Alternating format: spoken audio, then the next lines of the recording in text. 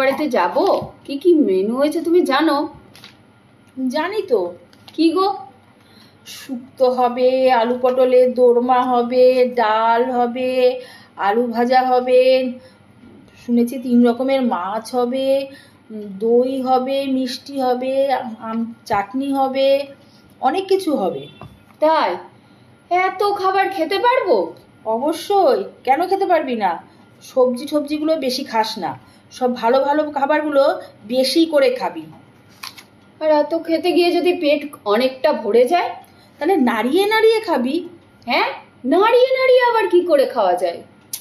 জানিস না, আমি যে বাড়িতে কৌটোতে মুড়ি ভরি, কৌটোতে চিড়া ভরি, কেমন করে ভরি, যখন ঢাললাম কেমন উঁচু হয়ে ওঠে, তখন নাড়িয়ে নাড়িয়ে ওটাকে নামাই, তারপরে আবার ভরি, এভাবে ভরি। তুই খাবারটাকেও তাই করবি, এভাবে নাড়িয়ে নাড়িয়ে খাবারটা নিচে নামাবি, তারপরে খাবি। হ্যাঁ, কি বলো বৌদি? হ্যাঁ ননদি।